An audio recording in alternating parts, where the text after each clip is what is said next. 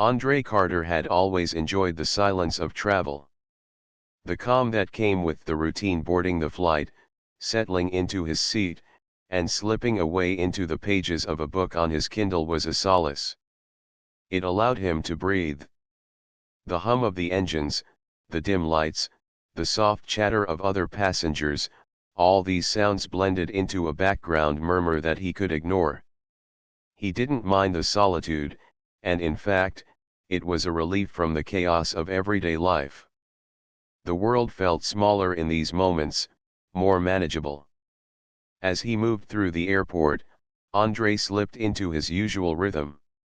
He walked past the check-in counters with practiced ease, scanned his boarding pass without a second thought, and made his way to the gate. It was a Tuesday morning, the start of a business trip he wasn't excited about, but one that had to be done. A conference. Another step in his civilian life, one he had learned to navigate with care. His military background had shaped him into a man of precision, and this carried over into his travels. He was meticulous about the small details: the time he arrived at the airport, the way he chose his seat at the gate, the way he avoided eye contact with others. He wasn't antisocial, he just liked being left alone, and these moments of solitude on the road were the only times he felt truly in control. The conference was for work, not a job he loved, but one that paid the bills. Andre had worked hard to transition from military service to civilian life, and it had taken time to find a rhythm in this new chapter. But as much as he respected the job, he knew it wasn't his true calling.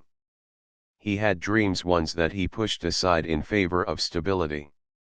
Now, he was here, attending a business conference to continue moving forward, never looking back. As he boarded the flight, his mind was on the day ahead. He wasn't thrilled, but he was resigned to it. The seat was already assigned to him, and it was one of the few perks of these trips. Settling into a window seat, he felt a wave of relief wash over him as he pulled out his Kindle. The small moment of peace felt like a sanctuary. When he arrived at his seat, however, he found something that disrupted the peace. A man, dressed in a sharp suit, was already sitting in it. The man looked up briefly but said nothing as Andre approached. Andre paused for a moment, scanning the man's confident posture and neatly pressed clothes. He was middle-aged, with a thin mustache that seemed out of place for someone trying so hard to look the part of a polished businessman. The man didn't seem in any rush to move. "Excuse me," Andre said, his voice calm but firm. "That's my seat." The man barely acknowledged him at first, his eyes still on his phone. "Yeah, sure," he said with a dismissive wave, not even bothering to stand up. Andre's pulse quickened, but he kept his composure. He had dealt with worse before. He wasn't here to make a scene. "Sorry, but I need you to move." "I've got the window seat," Andre repeated, his tone a little more forceful this time. The man didn't react right away, continuing to scroll on his phone, as if Andre wasn't even there. The air between them felt thick, charged. Andre's patience wore thin. He could feel the heat rising in his chest, a familiar burn that he'd learned to control over the years. It wasn't about the seat. It wasn't even about the man's refusal. It was about the tone, the attitude and arrogance that Andre had become all too familiar with. Finally, the man looked up and sighed, a slow, exaggerated motion. "I don't think you understand," he said, his voice dripping with condescension. "I've got this seat, and they probably made a mistake with the seating arrangements." He waved his hand dismissively, as if Andre was a minor inconvenience. Andre's jaw tightened. The frustration was building, but he knew better than to lose control. This wasn't the place for that. He glanced around, noting the indifferent gazes of other passengers. He could feel their eyes on him now, the quiet judgment, the subtle expectation that he would back down. The stewardess approached, sensing the tension in the air. "Is there a problem here?" she asked, looking from Andrei to the man. "Yes," Andrei said. "This man is in my seat." The stewardess looked at the boarding passes. Her eyes flickered over Andrei's, and then to the man's. There was a brief moment of hesitation. The man didn't seem to care, still looking at her with the same smug expression. "Well," the stewardess began, her voice polite but unhelpful, "the system must have made a mistake. Sir, would you mind switching seats with Mr. Carter?" The man glanced up, a quick flash of irritation crossing his face, but he quickly masked it with a forced smile. "Oh, it's no problem," he said, his tone dripping with insincerity.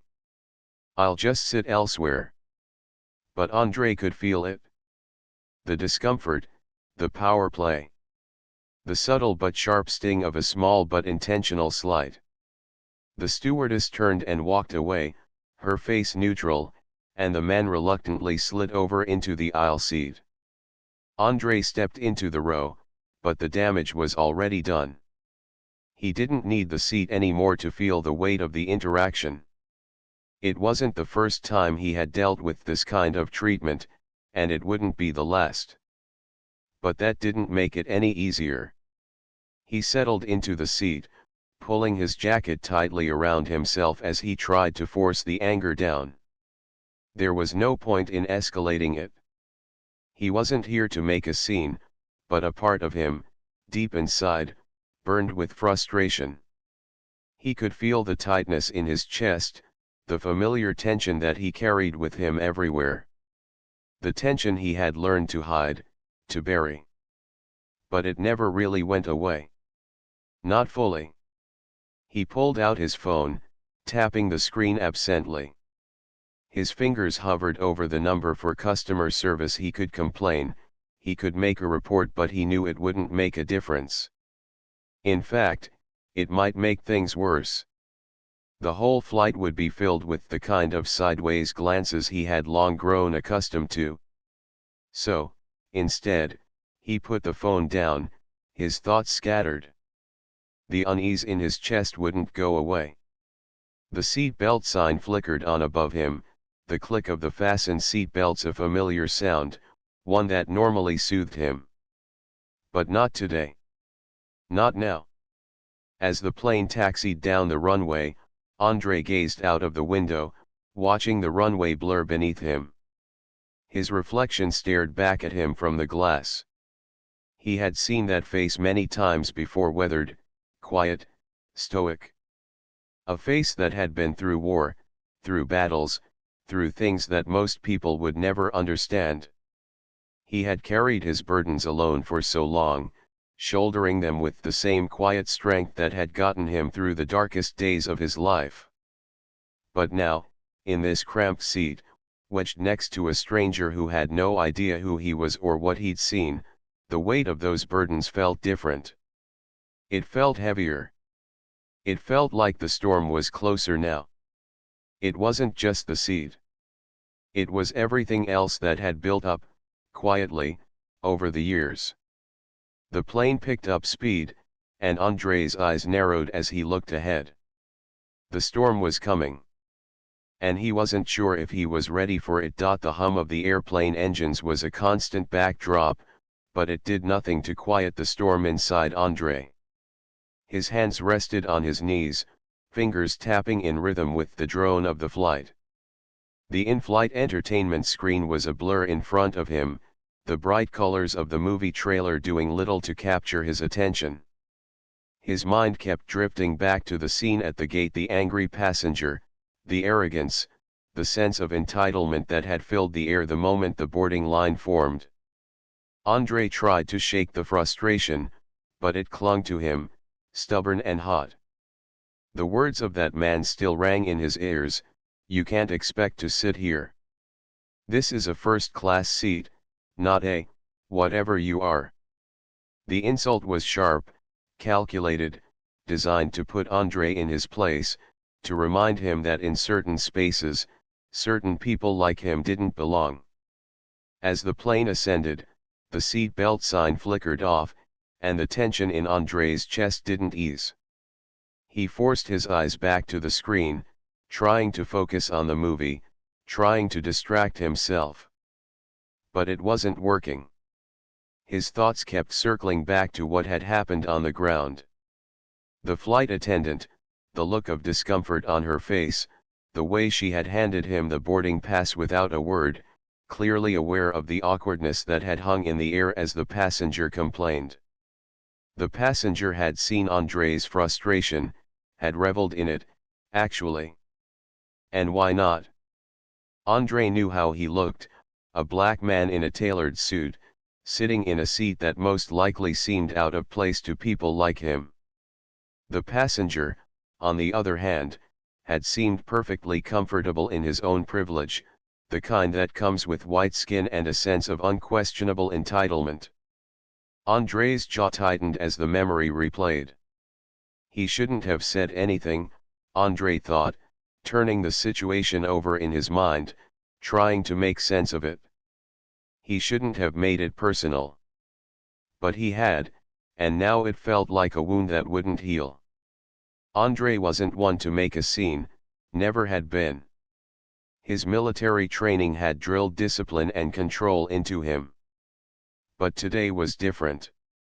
That passenger's audacity was too much, and the way he had tried to belittle Andrei for no reason at all made him feel small, something he'd never let himself feel, not since the day he left the service. He exhaled sharply, the weight of his frustration settling deeper into his chest. Andrei considered reaching out to the airline's customer service. He could file a formal complaint, he thought. They'd have to take it seriously, right? But what good would it do? They'd likely apologize, offer him miles, maybe a voucher for a future flight. Was that really justice? Was it worth stirring up a storm for a few hollow gestures? He couldn't let it go, not this time. A flashback hit him suddenly, one of many from his time in the military, from the countless situations where he had been expected to stay silent, to accept the injustices around him. The small slights. The way he'd been overlooked, disrespected, or even targeted. Enough is enough, he thought. He had witnessed enough injustice to know when standing up was necessary, no matter how small the battle seemed. This is my moment. I can't be silent any longer.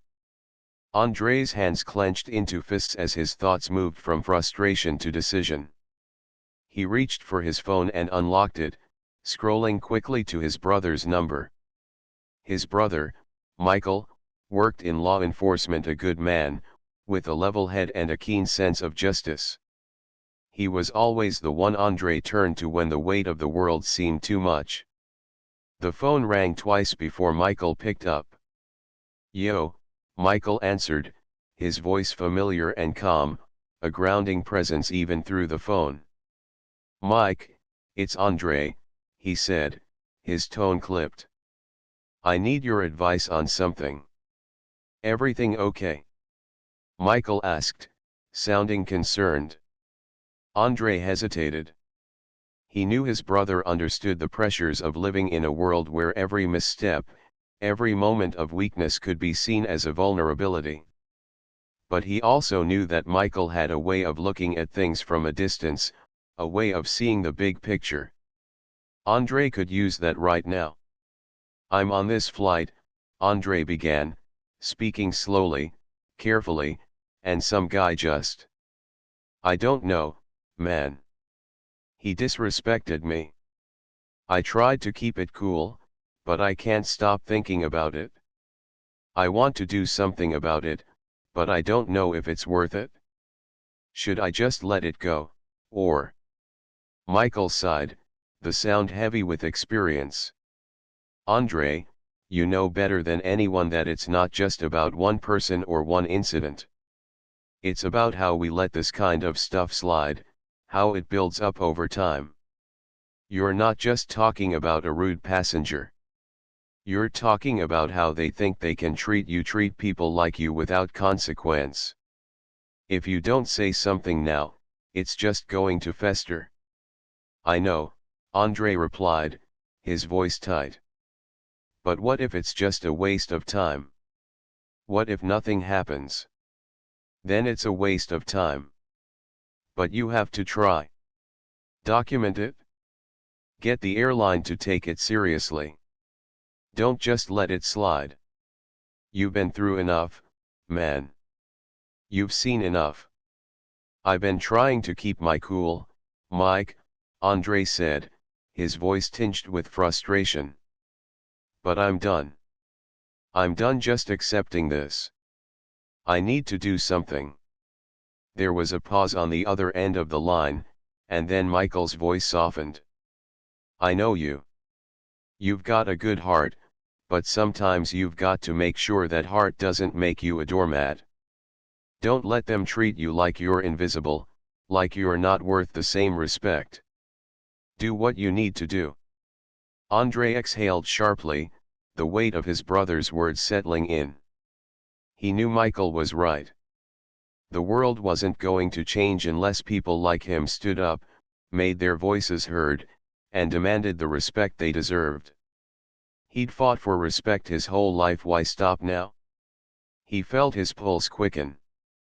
The anger, the frustration, the feeling of being invisible, it all coalesced into something sharper now. A purpose. I'll document it, Andre said firmly, feeling his resolve solidify. I'm going to call them. Good, Michael replied. Make it count. Andre ended the call, staring at his phone for a moment. His heart raced. This wasn't going to be easy. He wasn't sure what the outcome would be, but one thing was certain, he wasn't going to stay silent anymore. The plane continued its steady course through the sky, the hum of the engines beneath him, the soft whir of the air conditioning. But in Andre, something had shifted. His mind was clear now, his decision made. He was going to take action, no matter the consequences.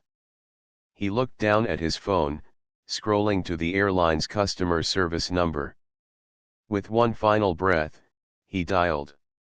The hum of the plane's engines, the flicker of the overhead lights, and the low murmur of conversations around him, all these sensory details should have been comforting, familiar. But Andre could barely focus on any of it. His mind was still tangled in the aftermath of the seat incident, a simmering frustration gnawing at him as he reached for his phone. He scrolled through the airline's customer service number, his fingers stiff from the tension. With a deep breath, he dialed. A few rings. The wait felt longer than it should. Finally, a polite voice answered. Good afternoon, this is Heather from customer support. How can I assist you today? Heather's voice was pleasant, but it was that kind of practiced politeness that immediately set Andre on edge. He knew what was coming. Yes, Andre began, trying to keep his tone even. I'm calling to file a complaint about my seating situation on flight 542. I was assigned a seat, and when I arrived, a white passenger had taken it. When I asked them to move, they refused, and the flight attendant didn't seem to care. Now, I'm being forced to sit in a cramped middle seat. There was a pause on the other end, a brief click, as though Heather was reading from a script.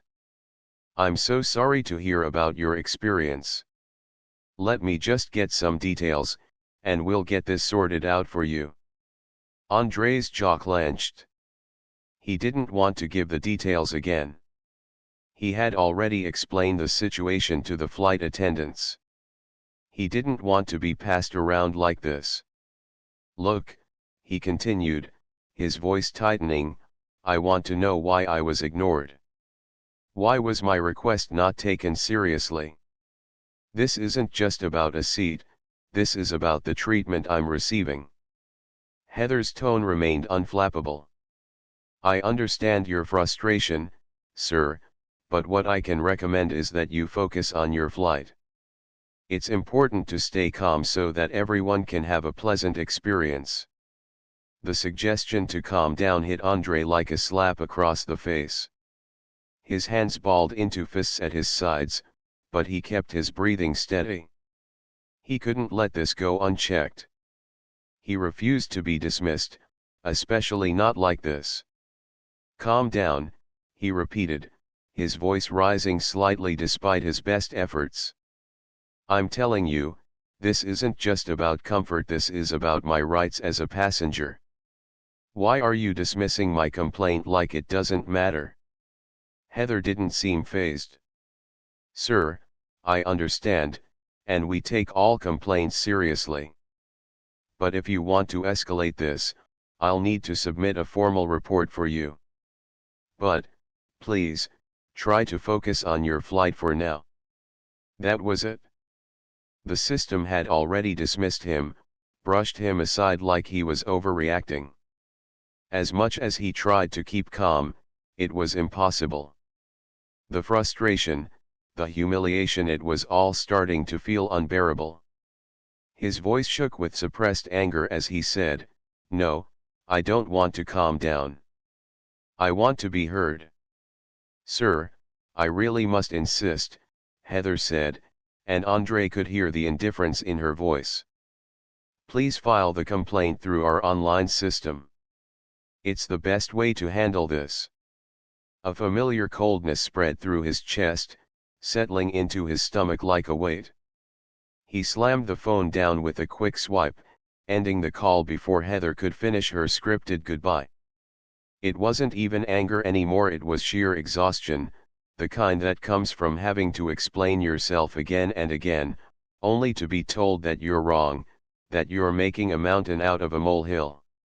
The plane shifted slightly, signaling the start of the descent into the clouds. Andre slumped back in his seat, staring out the window, trying to control the tightening in his chest. He looked around at the other passengers, most of them busy with their own things, some napping, others chatting. He wondered if anyone else would have fought for his seat. Would any of them have spoken up in his place, or would they have quietly accepted it, like the flight attendants did? A brief chuckle broke through his thoughts. The white passenger who had taken his seat without hesitation was now smiling at him. He seemed smug, pleased by Andre's discomfort. His eyes locked with Andre's, and the man leaned back in his seat, clearly aware of the situation. "Hope you're not planning on making a scene," he said, his voice dripping with sarcasm. "You know, it's just a seat. We're all just trying to get to our destinations, right?" The words hit harder than they should have. Andre could feel his face flush with heat, but he didn't let the man see it. His mouth was dry, his heart pounding in his chest. The passenger's words along with his smug, dismissive smile made Andre feel small, diminished. This wasn't just about the seat anymore. It was about power. It was about the way people like him were made to feel invisible, to feel like they didn't matter. He gritted his teeth, trying to hold his ground, but the isolation was suffocating. No one else was standing up for him, no one else seemed to care. Just him, alone in his discomfort, fighting a battle that no one could see. But something inside him snapped. He wasn't going to let this go. Not this time. Not anymore. He reached for his phone again, his fingers moving with purpose. He needed to escalate this. He needed to make his voice heard, and he needed someone to listen, someone who didn't treat him like a second-class passenger. This time, he wasn't calling customer service. Andre tapped the number for the Federal Aviation Administration, FAA, into his phone. After a few rings, a woman's voice came through the receiver. "Thank you for calling the FAA. How may I assist you?" "I need to file a formal complaint," Andre said, his voice cold and firm. "I'm on flight 542, and I was denied my assigned seat by a passenger. The flight attendants did nothing to help me, and when I called the airline's customer service, they just told me to calm down and focus on my flight. This is a violation of my rights as a passenger, and I want to know what you're going to do about it." The representative's tone was more measured, slightly more receptive, but Andre wasn't fooled. He could hear the familiar hesitation in her voice. "I understand your frustration, sir," she began, "but we do require formal documentation in order to initiate an investigation. I would advise you to submit your complaint through the airline system." Andre's blood boiled again. "That's exactly what I just did, and they brushed me off. I've been nothing but polite, and this is the response I get? You're telling me that there's nothing you can do?" "I'm afraid that's correct, sir," she said, her tone more neutral now. "If you'd like to proceed, you'll need to follow the formal complaint procedure." The words hit him like a slap. Once again, he was being told to follow a process that would take days, maybe weeks, to even address. He hung up without a word, his phone vibrating in his hand. This wasn't justice. This wasn't how it was supposed to be. The flight attendants announced that there was a security issue with another passenger, and that the plane would be delayed as a result. The flight deck needed time to assess the situation. But Andre didn't care about that anymore. The anger, the frustration, the feeling of being powerless, it had built up too much. He wasn't going to sit quietly. He wasn't going to let this be another incident swept under the rug. He looked back at the passenger who had taken his seat, still wearing that smug expression, and a dark resolve settled over him. He was done being passive. He was done letting his voice be ignored. Andre had a mission now, one he was determined to see through. He would be heard. The plane's descent was smooth, but the tension inside the cabin had thickened. Andre sat in his seat, eyes fixed on the seat belt sign as it blinked from off to on in the dim light of the cabin. He felt like he was waiting for something. The moment when his phone call to the FAA, the one he had hoped would bring clarity, would finally come to an end. But instead, the seconds dragged by in a suffocating silence. He glanced around, half expecting to see the stewardess appear and hand him some kind of apology or reassurance that it was all over. But the faint buzz of a cell phone vibrating in his pocket, followed by a ping from the airline system, only seemed to confirm what he had been fearing. There was no way to undo what had just happened. "Excuse me, sir," a calm, practiced voice called from behind him. Andre turned. A flight attendant stood there, smiling too brightly, though there was something forced about it. She didn't look like she was about to ask if he wanted a drink. "Could you please come with me? For your safety, we need to have you step off the plane." Her words, although polite, had an edge of authority. His stomach dropped. "What do you mean, for my safety?" She didn't answer directly, instead gesturing toward the aisle. "Please come with me, sir." Andre's mind raced. For his safety? What the hell did that even mean? He looked toward the front of the cabin, where the white passenger, the one who had been so vocal moments earlier, was now watching him with a curious, almost gleeful expression. That look stung like Andre was the one in the wrong. Like this was some kind of spectacle. He had to fight the urge to turn back and tell him to mind his own damn business. But instead, he stood up, his heart pounding. As he moved through the narrow aisle, the flight attendants exchanged glances but said nothing. They didn't even ask if he had his belongings, simply gesturing for him to keep walking. The footsteps felt heavy, too heavy on the floor, and each one seemed to echo louder than the last. By the time he reached the front of the plane, Andrei's breath had turned shallow, his mind racing with confusion and anger. As he reached the doorway, another flight attendant blocked his path. "We need you to step off the aircraft, sir," she said, her voice now carrying a note of finality that made Andrei's gut churn. Before he could respond, two men in dark uniforms appeared. Airport security. Andrei's mind sputtered with disbelief. They had arrived faster than he had expected. He hadn't even been given a chance to ask what the hell was happening. "Sir, for your own safety, we're going to need you to leave the plane," one of the security officers said, his voice stern but not unkind. Andrei was speechless for a moment. "What the hell is this? I didn't do anything wrong." The officer didn't answer. He simply placed a hand on Andrei's shoulder and guided him toward the jetway. The flight attendants stood by, silent, eyes avoiding his gaze. "Let's just step outside, okay," the other officer said, his hand firm on Andrei's arm now. "You're not under arrest, but you're being removed from the flight. We'll sort this out." "Sort what out?" Andrei demanded. "You're making a mistake. I called the FAA to report a damn safety concern. This isn't some kind of criminal act." But his protests were met with only silence.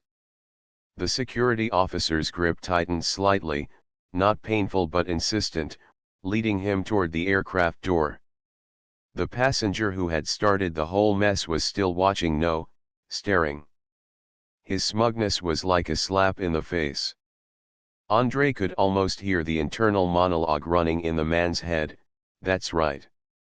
Keep walking. You're in trouble now." The closer Andrei got to the door, the more the situation seemed to spiral out of his control.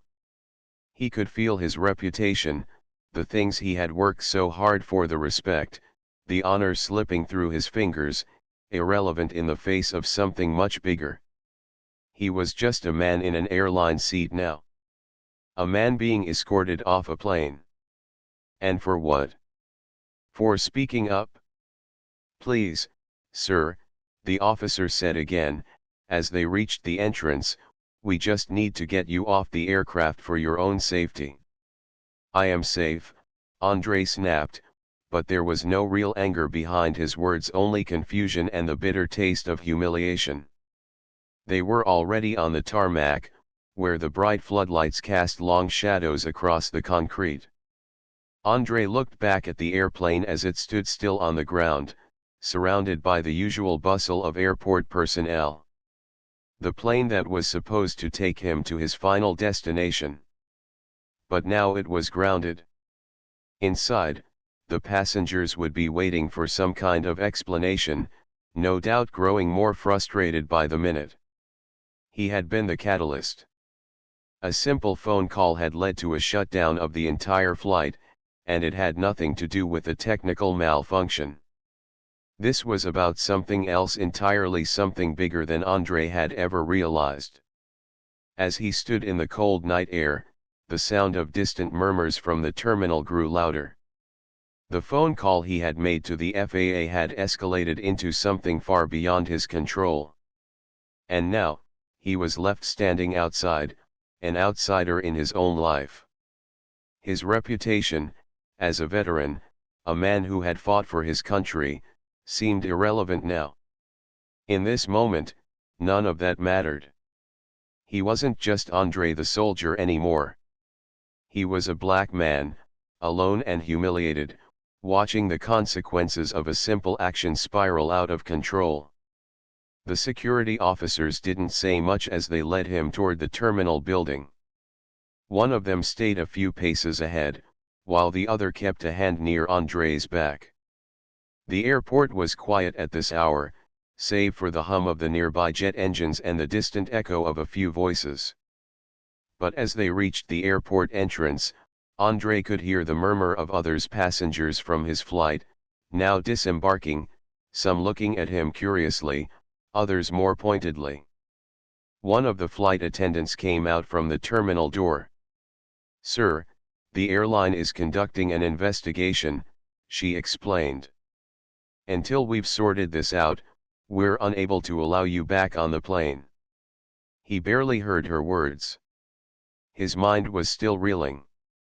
He was caught between a world he used to understand, one where he had a place, where he commanded respect, and the reality he was facing now, where his every action seemed to be scrutinized, twisted, and punished.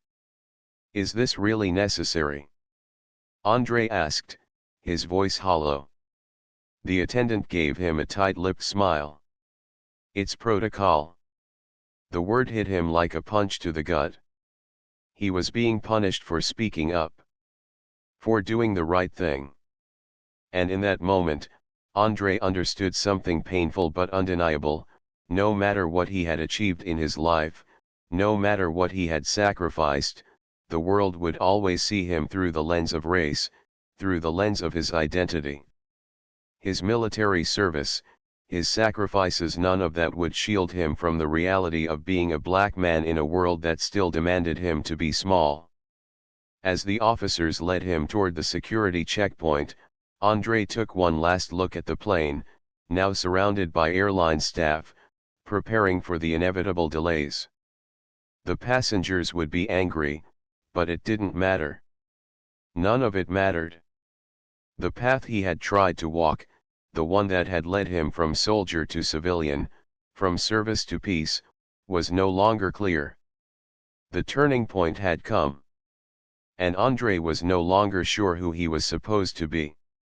Andrei sat in the sterile airport terminal, his fingers stiff around his phone as he reread the message for the 100th time. The words from his boss were still there, as cold and dismissive as ever: "Given the circumstances, we've made the decision to remove you from the flight." The words didn't make sense. They couldn't. This wasn't how things were supposed to go. He had done what he thought was right. He had stood up for himself, for his dignity, in the face of injustice. He had demanded respect. And now, here he was, stranded in an airport, alone, with nothing to show for it but a bruised ego and a gnawing sense of defeat. He had tried to explain himself over the phone. Repeatedly. First in the heat of the moment, then with more rationality as the hours wore on. He sent emails. He left messages. He called anyone who might listen. But all he had gotten in return were responses that brushed him off, pushed him aside. The company was focused on damage control. They didn't want to hear his side, and even when they did, it was as if his own version of the story held no weight. His dignity, his sense of justice, none of it mattered. The only thing that seemed to matter was the aftermath of the incident, the disruption he had caused, the attention it had drawn.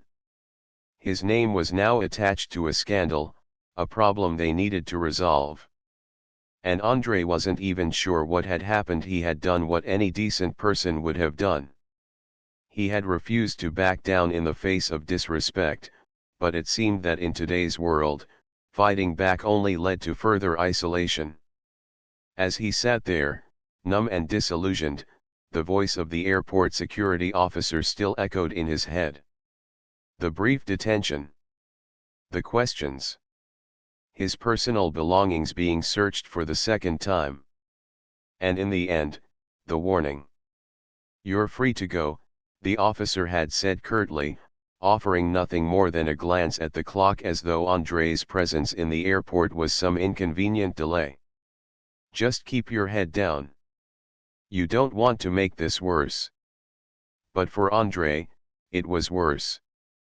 The plane he was supposed to be on was now long gone, flying into the horizon as he stood in a cold corner of the airport, his future suddenly unclear. He watched it take off, the distant hum of its engines almost mocking him as it disappeared into the sky. Was it too much to ask to just be heard? To have his side of things considered for once? He let out a sharp breath, pushing the thought away, but it came back, gnawing at the edges of his mind. He had been wronged first, right? He had been disrespected. The whole situation had started because of that. But now, it felt like the world had turned its back on him. His actions had only escalated things. And now, here he was, with his name in some system, the incident hanging over him like a dark cloud. He wasn't sure if he'd ever be able to shake it off. His phone buzzed in his hand, dragging him from his spiral of frustration. He glanced down, seeing his brother's name flash on the screen. Without thinking, he answered. Andre. His brother's voice came through, careful, measured.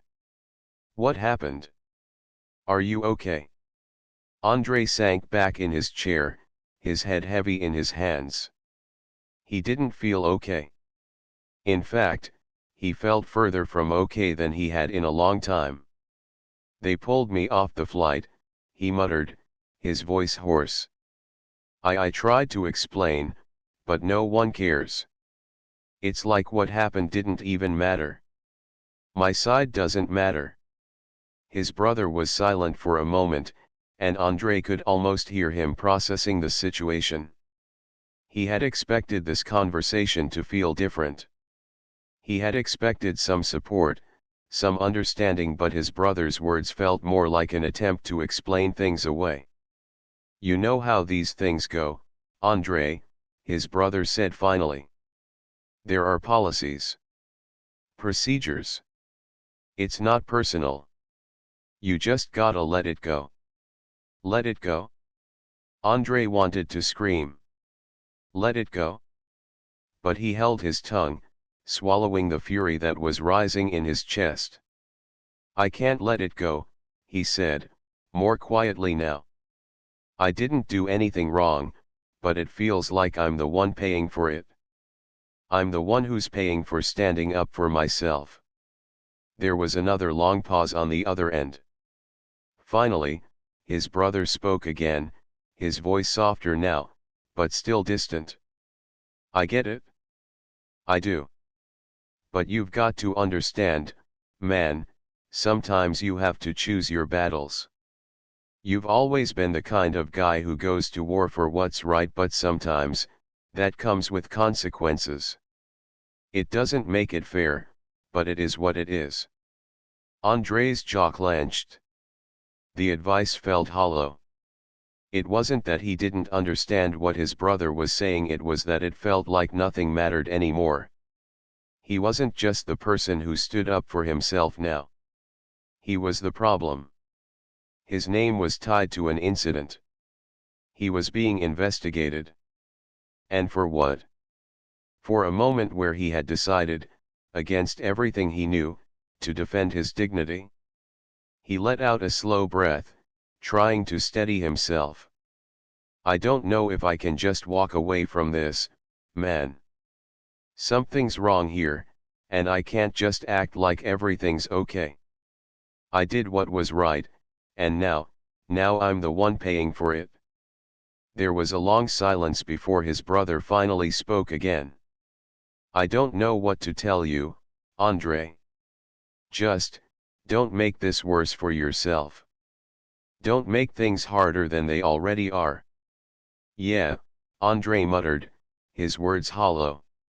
I'll think about it. He ended the call, staring down at his phone in his lap. The airport felt suffocating now, the people moving around him like ghosts, and he couldn't shake the feeling that he was standing in the wrong place at the wrong time. There was a deep pit in his stomach, a gnawing emptiness that he couldn't shake. He had tried to do the right thing, to fight for himself. But somehow, the world had turned it into something else. Andre stood up, pushing the chair back with a frustrated sigh. He made his way to the window, watching the planes take off and land, one after the other. The distant hum of the engines filled his ears again, a constant reminder of what had been lost. He wasn't on that plane. He wasn't going anywhere right now. His hands gripped the windowsill as he stared out at the runway. He felt so small, so alone, like the weight of the world was pressing down on him. This wasn't just about the flight anymore. It wasn't just about the incident or the company. This was about something deeper. His dignity. His place in the world. The battle wasn't over. Not yet. Andrei knew he had made things worse. He had played right into the system, becoming the very thing that people like him had been pushed into for far too long. But he wasn't going to walk away. Not now. Not when everything was stacked against him. He stood there for a long time, watching as the planes continued to take off in the distance. The sky was wide open, and the horizon seemed to stretch on forever. Somewhere, out there, was his future. He just didn't know how he was going to reach it. But one thing was certain, he couldn't back down now. Not after everything. And the fight, for better or worse, was only just beginning. Andrei sat alone in his car, the engine idling but the world outside feeling like a blur. His hands gripped the steering wheel, but the tension in his body felt like it was coming from somewhere deeper. His breath came in shallow, measured gasps, and every beat of his heart seemed too loud.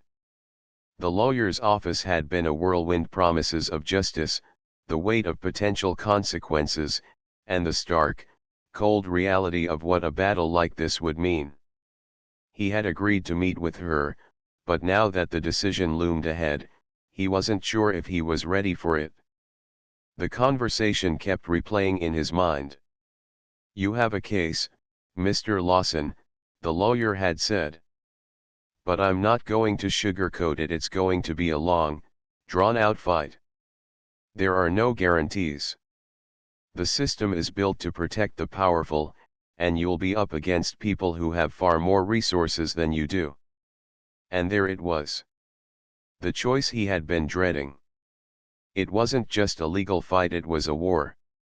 A war for his own dignity, his place in society, and for every black man who had ever been asked to stay quiet, to take what was dished out, to be grateful for whatever scraps were given. His mind wandered back to the years he had spent in the military, those years that had shaped him, hardened him, but had also left scars he wasn't sure would ever fade. The discipline, the order, the constant pressure to be the good soldier,